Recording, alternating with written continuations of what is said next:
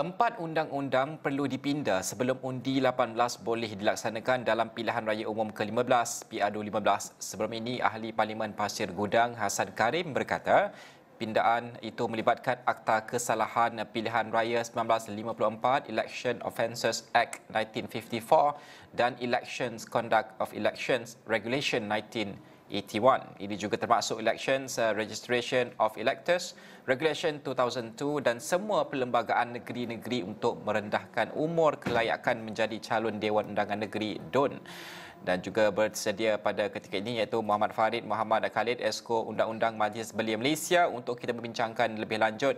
Assalamualaikum Farid, terima kasih kerana bersama kami pada jam ini. Pertama sekali, mungkin ada beberapa negeri yang masih lagi belum meluluskan peruntukan bagi membenarkan undi 18. Bagaimana ia dapat mungkin diselaraskan dan juga diselarikan dengan segera dan juga diselesaikan dengan segera mungkin, dan juga kita melihat undi 18 dapat dilaksanakan menjelang pilihan raya umum ke-15. Adakah ini possible? Adakah ini boleh dilakukan?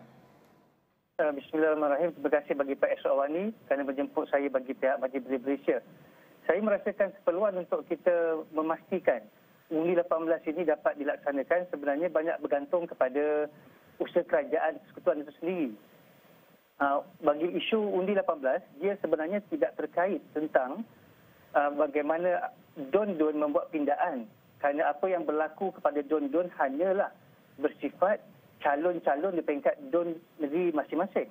Tapi bagi memastikan pelaksanaan undi 18 berlaku, ianya sepenuhnya berlaku atas tanggungjawab kerajaan persekutuan.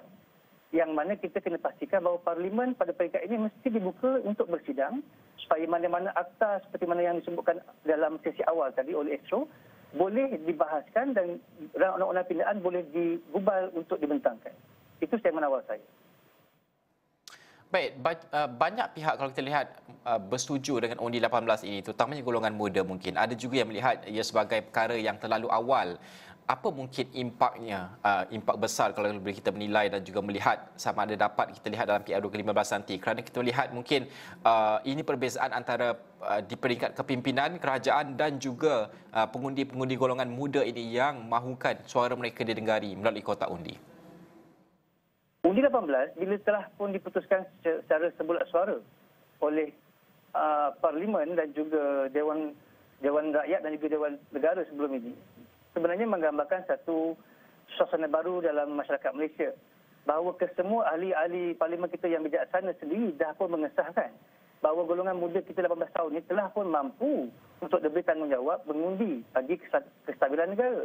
Jadi pada waktu ini saya percaya tidak boleh kita bangkitkan semula isu bahawa golongan belia belum bersedia, golongan belia belum matang. Tapi sebaliknya saya percaya kelengahan yang diakibatkan oleh mana-mana pentadbiran kerajaan dari segi struktur maupun formaliti, itulah sebenarnya yang merencatkan hasrat seluruh Malaysia kita untuk melihat bahawa suara orang muda perlu didengar khasnya menjelang PRU yang ke-15. Jadi saya lihat tidak perlu dibangkitkan balik isu sama ada orang muda mampu buat pilihan yang tepat atau tidak. Kerana Parlimen telah bersuara dan Parlimen memberi endorsement bahawa belia 18 tahun mampu membuat keputusan demi masa depan negara. Di ASEAN ini, kalau kita melihat negara ASEAN, kebanyakan negara ASEAN sudah pun membuka ruang kepada undi 18 tahun ini. Sudah pun sekian lama. Ada beberapa negara sahaja yang masih belum melaksanakan undi 18. Pada pandangan Farid sendiri, adakah kita akan melihat akhirnya undi 18 ini akan dikotakan, akan dilaksanakan di Malaysia pun masih jauh lagi perjalanannya? Saya ulang tadi, sebagaimana Parlimen secara sebulat suara, majoriti 2/3 telah pun memberikan pengesahan bahawa undi 18 diluluskan daripada umur asal 21 tahun. Inilah merupakan hasrat wakil-wakil rakyat kita yang mewakili keseluruhan Parlimen dalam negara. Jadi yang saya sebutkan tadi, usaha memastikan undi 18 ini dilaksanakan mestilah disegerakan oleh pihak pemerintah. Kelengahan yang berlaku ini seperti mana semua maklum, seluruh negara maklum, bukan diakibatkan oleh Parlimen itu sendiri. Bukan diakibatkan oleh ahli-ahli Parlimen itu sendiri. Tetapi disebabkan oleh, kita kena mengaku, kelengahan, pentadbiran, persiapan, persediaan daripada peringkat SPR dan juga kerajaan hari ini yang mana mereka mahukan ataupun tidak pemudi 18 tahun itu memberikan undi mereka pada PRU yang ke-15. Ini kena bertanya semula kepada pihak kerajaan. Ini akan mengambil masa untuk dilakukan. Mengambil masa panjang ataupun tidak, kalau mengikut kenyataan Menteri Perundangan kita di bawah Kerajaan Perikatan Nasional, sepatutnya bulan Julai ini. Bulan Julai sudah tak berapa lama lagi. Tapi jika kita lihat dalam suasana mood kerajaan untuk memastikan 18 tahun itu terlaksana, saya pulangkan balik. Ini adalah kehendak kerajaan sama ada mereka mahu mempercepatkan ataupun melambatkan. Itu respon saya. Okey, terima kasih Farid kerana bersama dengan kami pada jam ini. Kita melihat kepada bagaimanakah undi 18 ini untuk kita melihat bergerak ke hadapan pelaksanaannya seperti yang Farid sebutkan.